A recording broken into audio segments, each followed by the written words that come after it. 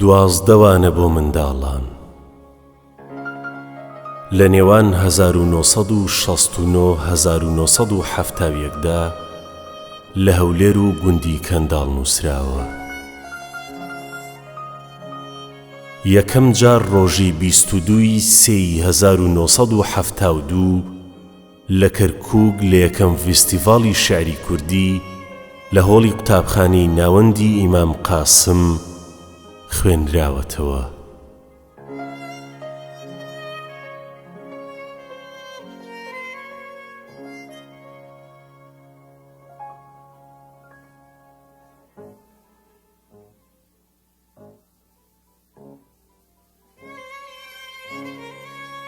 وانەی یەکەم.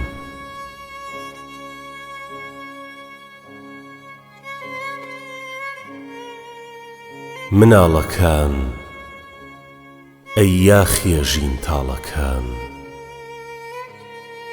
سبەی ئێوە کە گەورە بوون لە لاوکە، لە حەیرانە، لە مزگەوت و دیوەخانە، لە چیرۆکە، لە هۆنراوەی شاعیرێکی ترسنۆکە، ڕەنگە زۆرتان بەرگوێکەوێ باسی ئێمە و ئازاتی، باسی ئێمە و کورداتی، بەڵام نەکەن بڕوا بکەن هەمووی درۆن درۆی پەتی.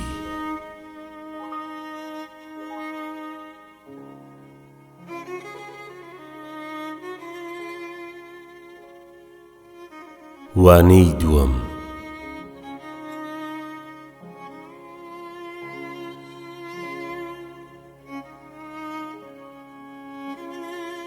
مناڵەکان ئێمە تووشی 100 کوێرە ڕێین، چرای بیرمان گەلێک کزە، هەنگاوی کوێرانە دەنین.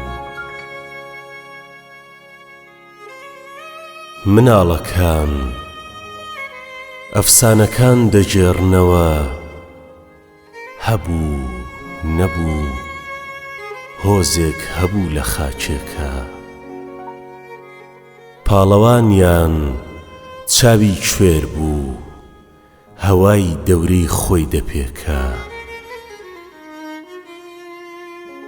فەیلسوفیان فاڵچیەک بوو، شەوان فاڵی دەگرتەوە، تا بزانێ کەی دوژمن بۆی پەت دەخاتە گەردنی خۆی.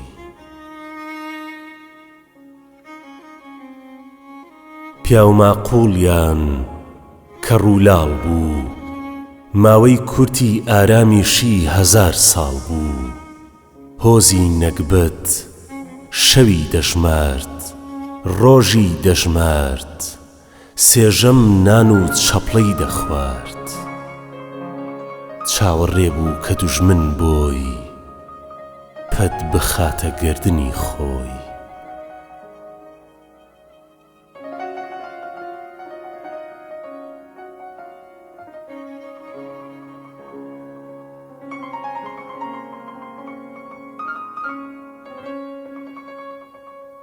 وانەی سێم.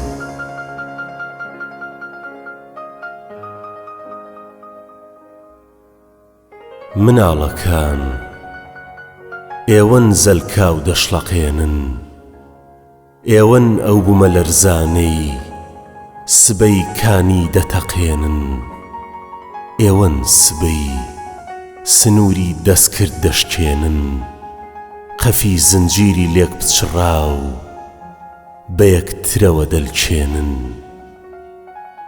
ئێوەن سبەی لە قامیشلی لە دیاربەکری شێخ سەعیدا لە سلێمانی بریندارە لە مەهابادی قازیدا بە یەک فەلسەفە پێدەگەن گشت تێدەگەن ئەوەی کورد بێ نەوەی نوێ بێ دەبێت تێشووی ڕێی یەکێتی کوردی پێبێ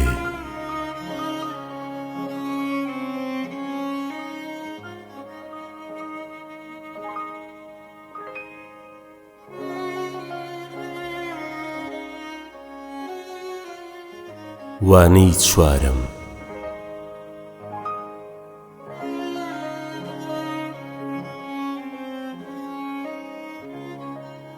مناڵەکان لەوانەکانی دوێنێمدا گوتم ئێمە لەوەتەی هەین درۆ لەگەڵ خۆمان دەکەین لە ژینمانە لە کردەوە و نووسینمانە بێ فەلسەفەین ئەمەم گوت و دنیا ڕما هەوری تانە بەرەو ئاسۆی بیرم جمە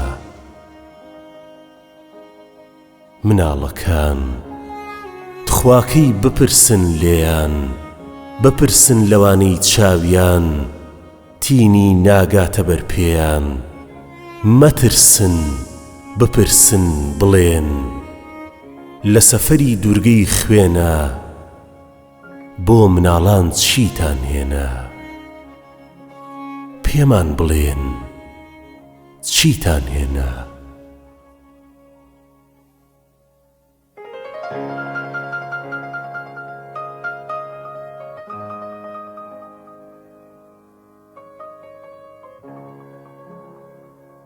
وانەی پێنجەم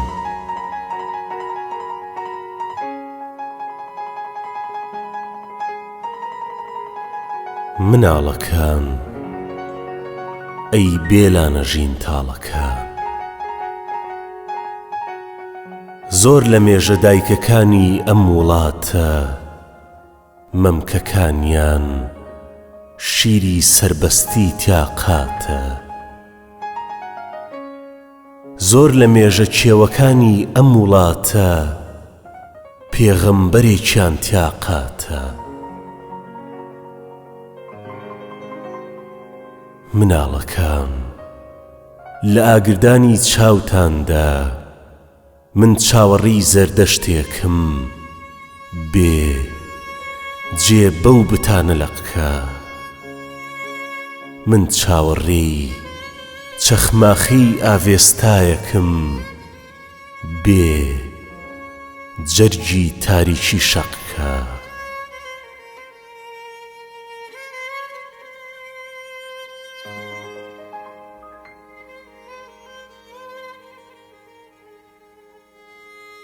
وانەی شەشەم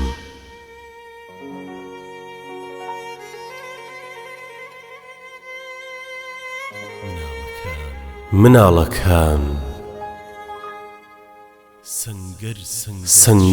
سەنگەر چاکان گەڕام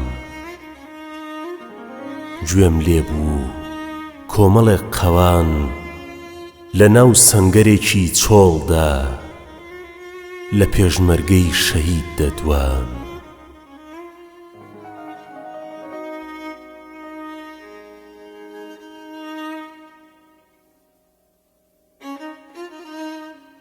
وانەی حەفتەم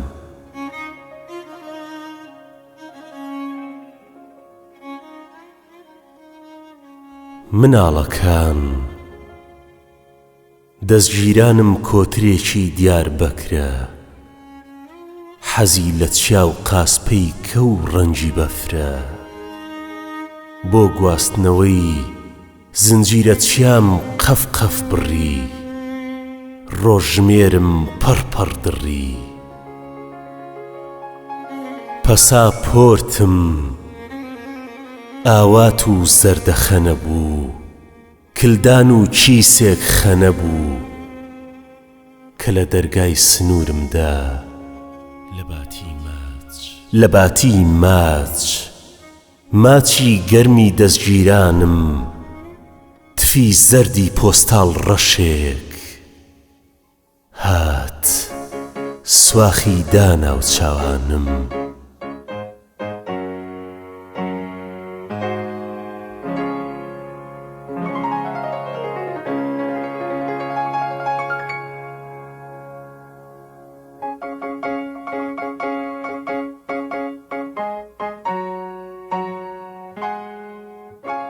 وانەی هەشتم.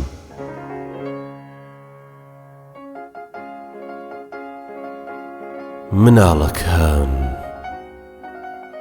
ئەی برسیە ژین تاڵەکان،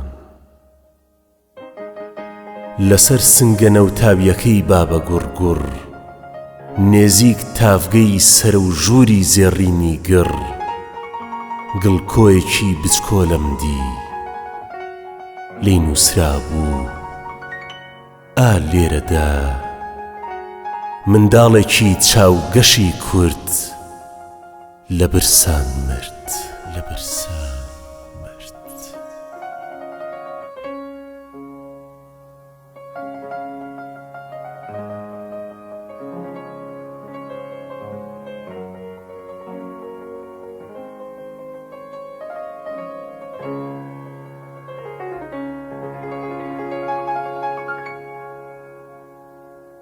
وانەی نۆیەم.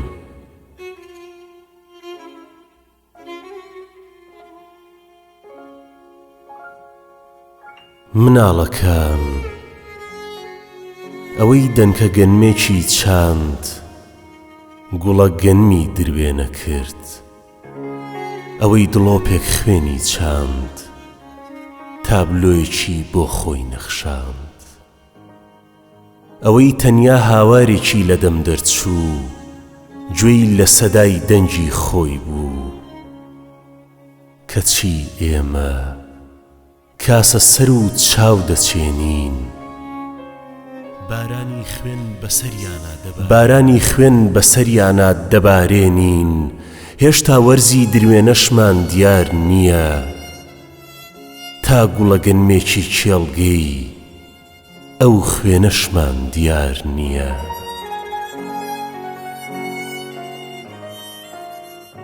مناڵەکان با ئەو جۆگەیە بگۆڕین کە خوێنمانی پێدا دەڕوات، با ئەو زەمینەش بگۆڕین کە چاو و کاسە سەر دەخوات،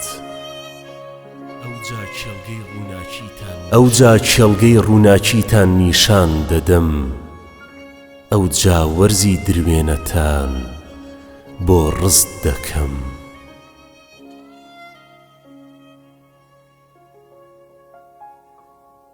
وانەی دێم.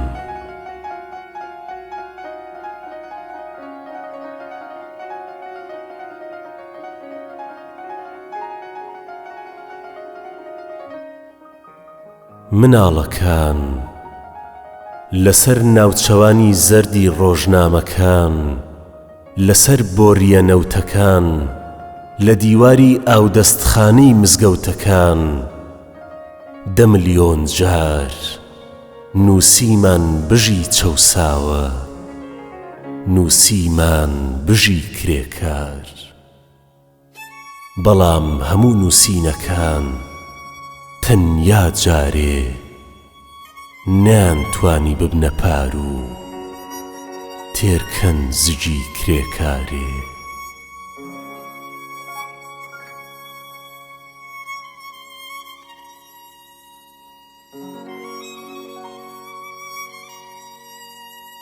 وانەی 11.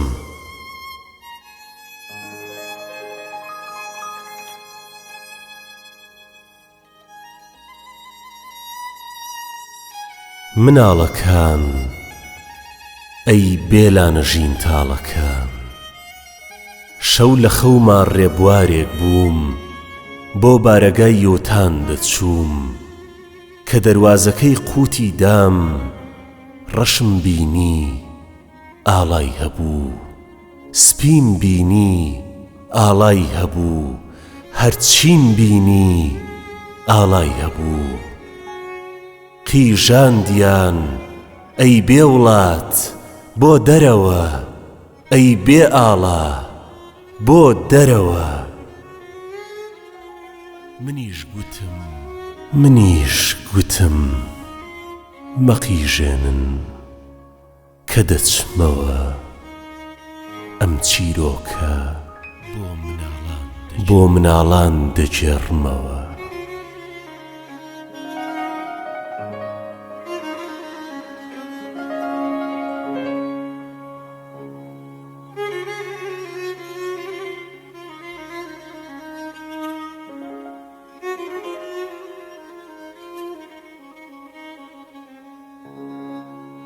وانەی دوازدەم.